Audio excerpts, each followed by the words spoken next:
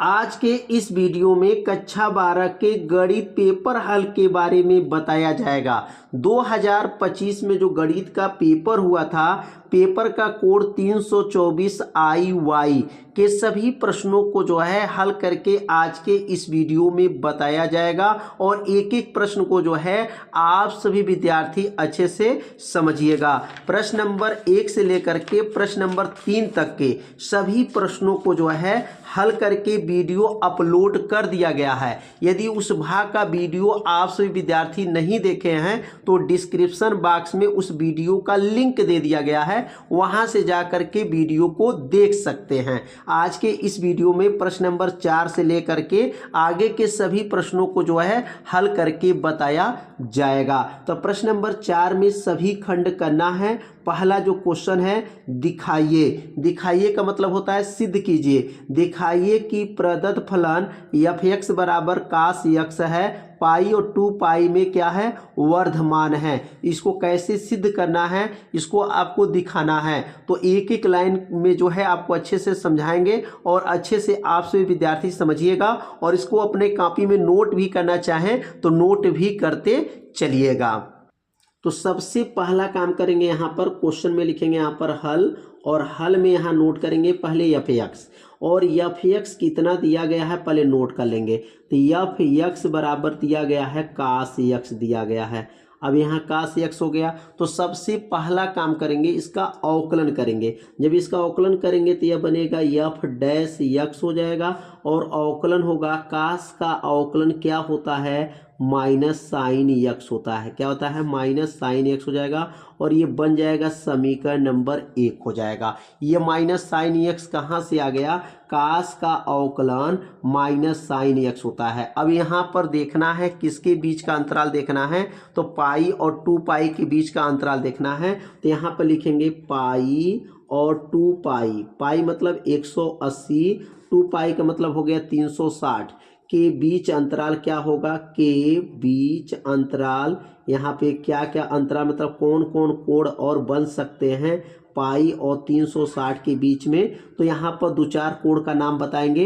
तो यहाँ 2-4 कोण का नाम क्या होगा, पाई मतलब 180, 180 से बड़ा मान चाहिए तो क्या हो जाएगा 210 हो जाएगा, जिसका मान निकलता हो त्रिकोणमिति में 225 हो जाएगा और क्या हो जाएगा 240 हो जाएगा। अब यहाँ 3 मान लिखे हैं। अब ये तीनों मान अगर लिखने के बाद अगर इसमें से दोनों मान में या तीनों मान अगर धनात्मक आ जाता है, पूरे मान धनात्मक आ जाता है तो वर्धमान होगा। क्या हो जाएगा, वर्धमान सिद्ध हो जाएगा। तो यहाँ पर पहला मान पहले चेक करके यहाँ चेक करेंगे 210 पर यह धनात्मक आ रहा है कि नहीं आ रहा है।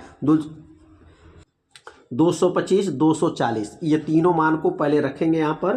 तो लिखेंगे पहला जो मान है यहाँ पर x बराबर 210 रखने पर, x पर क्या रखेंगे 210 रखने पर, 210 अंश है रखने पर, यहाँ पर 210 अंश को रखेंगे। यहाँ पर ऊपर वाले समीकरण में f' और x के जगह पे क्या हो जाएगा 210 अंश हो जाएगा बराबर माइनस साइन 210।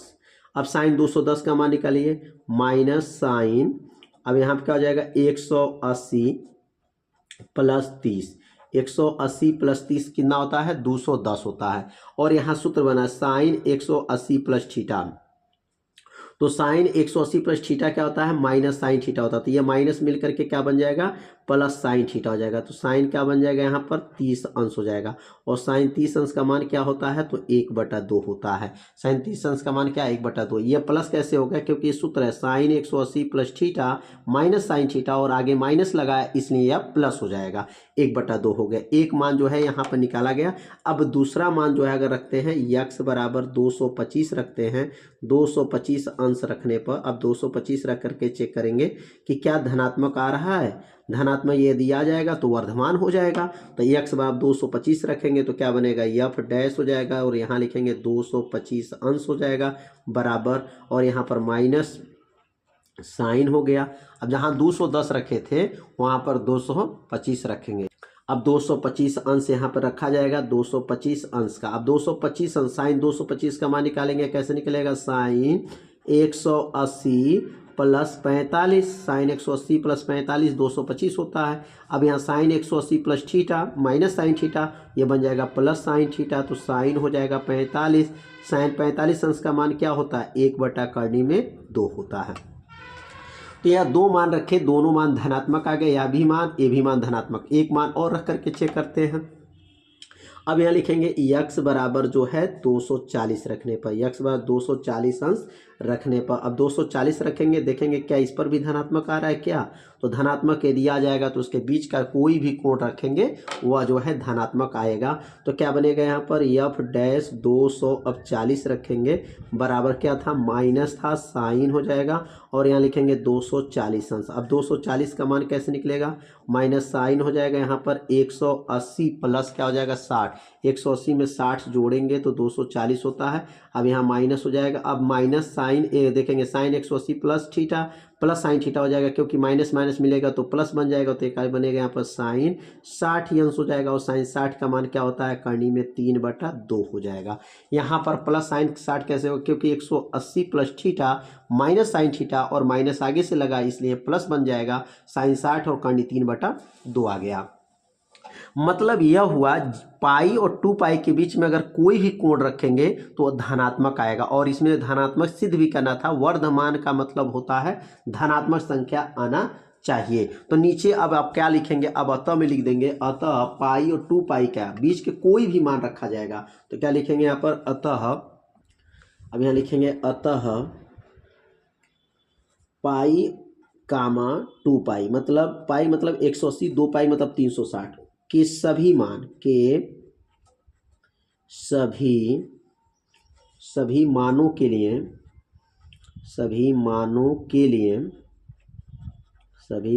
के लिए फलन क्या होगा, वर्धमान होगा। देखेंगे फलन वर्धमान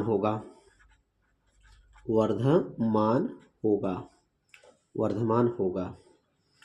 मतलब पाई और 2 पाई के बीच में कोई भी कोण रखेंगे, यहाँ पे तो अभी 3 कोण रखे हैं, 3 कोण रखने पर धनात्मक आ गया। यहाँ पर कोई भी कोण रखेंगे किसके बीच का, पाई और 2 पाई के बीच में जितना भी कोण है रखेंगे तो सभी मानों पे जो है वह मान धनात्मक आ जाएगा, इसलिए क्या माना जाएगा, वर्धमान होगा। तो उम्मीद करते हैं यह प्रश्न आप लोगों को अच्छे से समझ में आ गया होगा। तो अब सीखेंगे अब अगला प्रश्न। अगला प्रश्न है, यदि ए आई जे बराबर क्या है, 2i माइनस जे है तो 2 × 3 क्रम का एक आव्यूह ए ज्ञात कीजिए। अब यहाँ पर जो मान दिया गया है, ए आई का मान दिया गया है, ए आई जे का मान क्या है, 2i माइनस जे है। इसमें जो मान निकालना है 2 × 3 क्रम का, 2 × 3 क्रम का मतलब होता है 2 पंक्ति होना चाहिए। 2 पंक्ति मतलब A11, A12, A13 और यहाँ पर A21, A22 और यह क्या हो जाएगा A23। यही मान यहाँ पर निकालना है। यहाँ पर जो क्रम बनेगा 2 × 2 कोटि का ये क्रम है, 11, 12, 13, 21, 22, 23 यहाँ पर निकालना है। अब 11 कैसे निकलेगा, तो यहाँ पर जब निकालेंगे तो लिखेंगे यहाँ पर A11, इसका मतलब हो गया I के सामने 1 रखना है, जे के सामने भी 1 रखना है, तो 2 × 1 माइनस 1, इसको हल करेंगे तो क्या बनेगा, 2 × 2, 2 में से 1 घटा दीजिए, उत्तर आ जाएगा 1। तो A11 का मान निकल गया। अब इसी प्रकार A12 निकालेंगे तो A12 का मतलब क्या हो गया, I का मान 1, जे का मान 2 अब रखेंगे। I का मान क्या रखेंगे, 1 रखेंगे और जे का मान 2 रखेंगे, इसी ऊपर वाले मान में रखना है। अब I की जगह पर जब 1 रखेंगे तो 2 × 1 माइनस 2 हो जाएगा, 2 × 2, 2 में से 2 घटा दीजिए, 2 में से 2 घटेगा तो क्या बनेगा, 0 हो जाएगा, 2 में से 2 घटेगा तो 0 आ गया। A12 निकल गया। इसी प्रकार अगर हम A13 निकालते हैं तो A13 का मतलब क्या हो गया, I के सामने 1 रखना है और जे के सामने 3 ऊपर वाले मान में रखना है, तो लिखेंगे 2 × 1 माइनस 3 हो जाएगा। अब इसको हल करेंगे तो 2 × 2, 2 में से 3 घटा दीजिए, 2 में से 3 घटा देंगे क्या बनेगा, -1 हो जाएगा। तो 2 में से 3 जाएगा तो -1 आ गया। तो यहाँ पर किसका मान निकल गया, 11, 12, 13, 11, 12, 13 निकल गया। अब किसका मान निकालना है, 21, 22, 23। अब 21, 22, 23 का मान कैसे निकलेगा? तो अब लिखेंगे यहाँ पर A21। अब 21 निकालने के लिए अब क्या करेंगे, अब I के सामने ध्यान दीजिए, जो I है I के सामने 2 रखेंगे और J के सामने 1 रखेंगे तो क्या बनेगा यहाँ पर 2 गुणे 2 माइनस 1 होगा। तो 2 दूना 4, 4 में से 1 घटा देंगे तो क्या बनेगा 3 हो जाएगा। 4 में से जो 1 घटेगा तो क्या बनेगा 3 हो जाएगा। किसका मान आ गया? 21 का मान आ गया। अब इसी प्रकार यहाँ अगर A22 का मान निकालते हैं तो क्या बनेगा, A22 का मान निकालेंगे तो लिखेंगे यहाँ पर A के 2 उतर जाएगा, I के सामने 2 रखेंगे। अब I के सामने क्या रहेगा 2 और J के सामने 2 रहेगा। 2 दूना 4 हो जाएगा, 2 दूना 4, 4 में से 2 को घटा देंगे तो 4 में से 2 जाएगा तो 2 हो जाएगा। अब 22 खत्म हो गया। अब निकालेंगे 23, A23। अब A23 निकालेंगे तो अब I के सामने 2 तो 2 गुणे 2 माइनस 3 बराबर 2 दूना 4, 4 में से 3 घटा दीजिए बराबर 1 आ गया। मतलब 11, 12, 13, 21, 22, 23। अब इसको कहा गया प्रश्न में कि जो मान आएगा उसको A मान लीजिएगा। A बराबर, और A बराबर जो आपका 2 गुणे 3 क्रम का अवयव माना जाता है 11, 12, 13, 11, 12, 13, 21, 22, 22 और ये हो गया 23। अब इसमें मान को रख देंगे। अब ये मान जो निकला है ऊपर, ये पूरा मान इसमें क्या करेंगे, रखेंगे तो क्या बनेगा A बराबर, अब A11 का मान क्या है 1 आया है, 12 का 0 आया है और 13 का -1 आया है और 21 का 3 आया है, 22 का जो है 2 आया है और 23 का जो है, 23 का जो मान आया है कितना आया है, 23 का हो जाएगा 2 दूना 4 और 4 में से 3 घटेगा तो 1 आएगा, ठीक ना। तो यहाँ 23 का मान 1 है तो यहाँ 1 रख देंगे। तो ध्यान देंगे ये जो मान रखा गया ध्यान से रखिएगा, I के सामने क्या रखना है और J के सामने क्या रखना है। तो यहाँ पर जो मान आया 1, 0, -1, 3, 2, 1। तो यह प्रश्न आप लोगों को अच्छे से समझ में आ गया होगा। तो अब सीखेंगे जो है अगला प्रश्न क्या है। अब अगला प्रश्न के बारे में समझेंगे। यह प्रश्न है, उस समांतर चतुर्भुज का क्षेत्रफल ज्ञात कीजिए जिसकी संलग्न भुजाएं सदिशों वेक्टर A का मान दिया गया 3i + 2j + 2k और वेक्टर B का मान दिया गया है i + 2j - 2k और द्वारा निरूपित करता है। तो यहाँ समांतर चतुर्भुज का क्षेत्रफल निकालने के लिए सबसे पहला काम करेंगे, वेक्टर A बराबर क्या दिया गया पहले नोट करेंगे। वेक्टर A बराबर दिया गया 3i + 2j + 2k, यह वेक्टर A का मान हो गया। और यहाँ वेक्टर B का मान दिया गया है i + 2j - 2k, यह मान दिया गया है। अब यहाँ पर सबसे पहला काम करेंगे, vector A cross vector B निकालना पड़ेगा। जब समांतर चतुर्भुज का क्षेत्रफल निकालेंगे तो vector A cross vector B जब तक निकलेगा नहीं तब तक उसका क्षेत्रफल नहीं निकल पाएगा। तो यहाँ कैसे निकलेगा, i कैप j कैप यहाँ k कैप, i j कै हो जाएगा। अब i का मान यहाँ i के नीचे 3, j के नीचे 2 और k के बगल में क्या है 2, माने ये i का गुणांक, ये j का गुणांक, ये k का गुणांक। यहाँ i का गुणांक 1 है, j का गुणांक 2 है और k का गुणांक -2 है। अब इसको प्रसार करेंगे। प्रसार कैसे होता है तो देखेंगे ध्यान से। तो vector A cross vector B यहाँ निकालेंगे तो प्रसार जब करेंगे तो यहाँ i, अब आई वाला लाइन को काट दीजिए, नीचे की तरफ काटिए और ऊपर की तरफ काट दीजिए। जब ऊपर नीचे काटेंगे तो क्या बनेगा, कटने के बाद से क्या बचेगा 2, 2, 2 -2, ये बच जाएगा।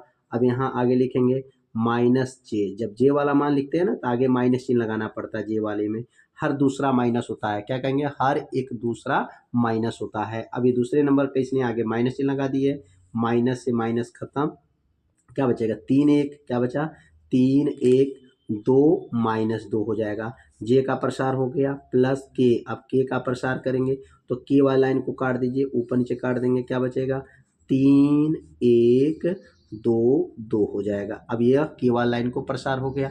प्रसार हो करके इसको हल करेंगे, कैसे हल होगा i कैप और यहाँ 2 दूना 4 -4 और 2 दूना 4 ये गुणा करेंगे, लेकिन जब दूसरे नंबर वाला पद लिखेंगे बीच में माइनस लगाना पड़ता है। 2 दूना 4 ये 4 हो जाएगा। अब यहाँ पे यहाँ पर पहला वाला मान जो है हल हो गया -j। अब इसका हल करेंगे 2 तिहाई 6 -6, 2 एक नम 2, यहाँ -2 हो जाएगा प्लस यहाँ बनेगा k और इसको हल करेंगे 2 तिहाई 6 -2। हर बीच वाला दूसरा, ध्यान दीजिए जब भी बीच वाला मान रखते हैं तो माइनस चिन्ह रखा जाता है। अब आगे इसको हल करेंगे तो i -4 मिल करके -8 हो जाएगा, -j हो जाएगा, -6 -2 मिल करके -8 हो जाएगा, प्लस यह k हो जाएगा। और यहाँ देखिए 6 में से 2 घटाएंगे तो 6 में से 2 घटाएंगे तो यह 4 हो जाएगा। अब गुणा कर लेंगे तो क्या बनेगा, -8i plus 8j plus 4k, यह मान निकल गया। किसका मान निकाले हैं, तो यह पूरा मान vector A cross vector B का मान निकल गया। अब यहाँ लिखेंगे समांतर चतुर्भुज का क्षेत्रफल, समांतर चतुर्भुज का क्षेत्रफल। तो समांतर चतुर्भुज का क्षेत्रफल क्या होता है, तो समांतर चतुर्भुज का क्षेत्रफल का सूत्र होता है 1/, यहाँ मपांग का हो जाएगा vector A cross vector B. यह मान जो निकला है उसी का मपांक हो जाएगा तो समांतर चतुर्भुज का क्षेत्रफल निकल जाएगा। तो यहाँ का बनेगा वेक्टर, यहाँ पर जो मान निकला है vector A cross vector B का मान -8i plus 8j plus 4k, यह जो मान निकला है यह vector A cross vector B का है। अब इसी का जो है मपांक जब हटाएंगे, मॉड को हटाएंगे तो अंडर रूट, अब i का गुणांक क्या है तो -8 का वर्ग प्लस 8 का वर्ग प्लस 4 का वर्ग, i का गुणांक, j का गुणांक और k का गुणांक निकाल देते हैं, वर्ग कर देते हैं। तो 8 का वर्ग क्या होगा 64 प्लस 64 और 4 का वर्ग 16। अब इसको जोड़ेंगे तो 64 64 और 16 को जोड़ देंगे तो यह हो जाएगा करनी में 144 144 हो जाएगा। और 144 किसका मान होता है, तो 144 12 का होता है। क्या हो जाएगा 12। यही क्या हो जाएगा समांतर चतुर्भुज का जो है क्षेत्रफल आ गया, वर्ग मात्रक लिख सकते हैं या वर्ग इकाई लिख सकते हैं। यह जो आंसर आया जो है समांतर चतुर्भुज का क्षेत्रफल का मान निकल गया। उम्मीद करते हैं यह प्रश्न आप लोगों को अच्छे से समझ में आ गया होगा। तो अब सीखेंगे अगला प्रश्न। अब अगला क्वेश्चन है, एक घन का आयतन दिया गया है 9 सेमी का क्यूब प्रति सेकंड के दर से बढ़ रहा है। यदि उसके कोर की लंबाई 10 सेमी है तो इसके पृष्ठ का क्षेत्रफल किस दर से बढ़ रहा है। तो यहाँ पर जो मान दिया गया है, घन का आयतन दिया गया है, और घन का आयतन का अगर प्रतीक यहाँ देखा जाए तो क्या दिया है dv बटा, और यहाँ dt दिया गया है, और यहाँ मान क्या दिया गया प्रश्न में 9 सेमी। अब सेमी का क्यू कहाँ से आ गया, क्योंकि आयतन का मात्रक सेमी का ही हो गया, और यहाँ टाइम है तो टाइम का मात्रक क्या है सेकंड है, यहाँ से एस का मतलब सेकंड हो गया। प्रश्न में क्या दिया गया है dv बटा dt दिया गया है।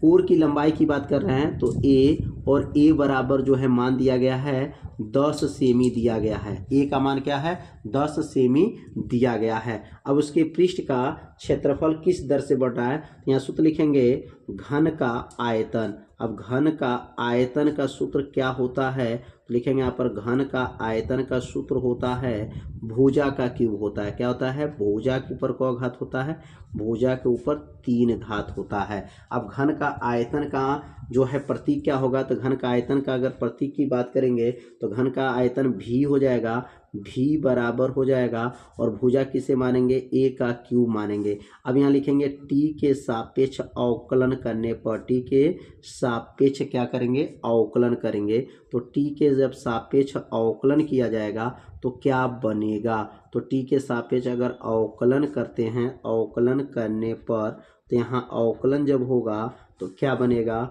यह हो जाएगा dv बटा dt हो जाएगा बराबर, और यहाँ पे इसका अवकलन करेंगे तो 3 घात आगे और 1 घात कम हो जाएगा, और यहाँ लिखेंगे dx बटा dt हो जाएगा, या da बटा dt हो जाएगा। अब ध्यान दीजिए यहाँ 3 घात है तो 3 घात आगे 1 घात कम da बटा dt हो जाएगा। अब इसमें मान प्रश्न में दिया गया है dv बटा dt का मान प्रश्न में 9 सेमी का क्यूब प्रति सेकंड यहाँ पर दिया गया है, 3a का मान भी दिया गया है। तो अब यहाँ पर इसके जगह पे क्या लिखेंगे 9 बराबर हो गया 3 गुणे a का मान 10, 10 का वर्ग हो जाएगा, और यहाँ लिखेंगे da बटा dt हो जाएगा, और यहाँ 9 हो जाएगा बराबर 10 का वर्ग 100, 100 में 3 का गुणा करेंगे तो यह हो जाएगा 300, और यहाँ लिखेंगे da बटा dt हो जाएगा। अगर हम dA का मान निकालते हैं, dA बटा dt का मान निकालते हैं तो ये 300 नीचे चला जाएगा, तो dA बटा dt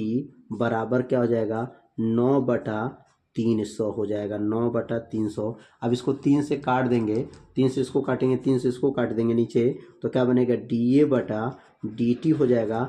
3 से काटेंगे, 3 त्रिकी 9, 3 और 3 से काटेंगे यहाँ पर तो ये हो जाएगा 100, 3 बटा 100 मात्रक क्या बन जाएगा इसका, सेमी प्रति सेकंड। सेमी प्रति सेकंड इसका जो है भुजा का अनुपात आ गया। भुजा यहाँ ए का मतलब भुजा, भुजा का मात्रा सेमी और टाइम का मात्रा सेकंड, तो यहाँ पर टाइम का मात्रा सेकंड आ गया। तो उम्मीद करते हैं ये प्रश्न आप लोग को समझ में आ रहा होगा कैसे इसको हल किया है। अब यहाँ पे जो है घन का पृष्ठीय क्षेत्रफल लागू करेंगे, क्योंकि घन का पृष्ठीय क्षेत्रफल पूछा गया है। तो लिखेंगे यहाँ पर घन का पृष्ठीय क्षेत्रफल। तो घन का पृष्ठीय क्षेत्रफल का सूत्र क्या होता है, तो घन का पृष्ठीय अगर क्षेत्रफल की बात करें तो सूत्र होता है a बराबर 6 भुजा का स्क्वायर होता है। क्षेत्रफल सूत्र क्या होता है, 6 भुजा का स्क्वायर, और यहाँ पर t के सापेक्ष अवकलन कर देंगे, तो लिखेंगे यहाँ पर t के सापेक्ष अवकलन करने पर। अब t के सापेक्ष जब यहाँ अवकलन करेंगे तो क्या बनेगा, तो t के सापेक्ष जब अवकलन किया जाएगा, अवकलन करने पर, तो जब अवकलन करेंगे तो a का जब अवकलन यहाँ करेंगे t के सापेक्ष तो क्या बनेगा, यहाँ लिखेंगे dA बटा dt हो जाएगा बराबर 6 दूनी 12, 12a, और यहाँ लिखेंगे dA बटा dt हो जाएगा। 6 2 घात आ गया, 6 दूनी 12, अवकलन करेंगे तो जितना पावर रहता है ना वो आगे आ जाता है, तो 12 हो गया, और a का मान प्रश्न में दिया गया था 10, तो यह 10 हो जाएगा। और dA बटा dt ऊपर देखिए निकला है, dA बटा dt का मान क्या है, 3 बटा जो है 100, 3 बटा क्या हो जाएगा यहाँ पर 100 हो जाएगा, तो 3 बटा 100 यहाँ पे रख देंगे, तो लिखेंगे 3 बटा 100 हो जाएगा। अब यहाँ पर 10 इसको काट दीजिए, 10 से कट जाएगा यहाँ पर 10 बार में, और यहाँ 12 में 3 का गुणा करेंगे, 12 तिहाई 36, 12 तिहाई क्या हो जाएगा 36 हो जाएगा, 36, और बटा में क्या बन जाएगा यहाँ पर 10, तो 36 बटा 10 हो गया। अब यहाँ पे इसको चाहे तो छोटा कर सकते हैं, और तो 10 से क्या कर देंगे, इसमें भाग कर देंगे। जब 10 से भाग करेंगे इसमें तो क्या आ जाएगा, 10 से भाग करिए या 2 से उसको काट दीजिए, छोटा हो जाएगा, या 10 से भाग करेंगे तो 3.6 हो जाएगा।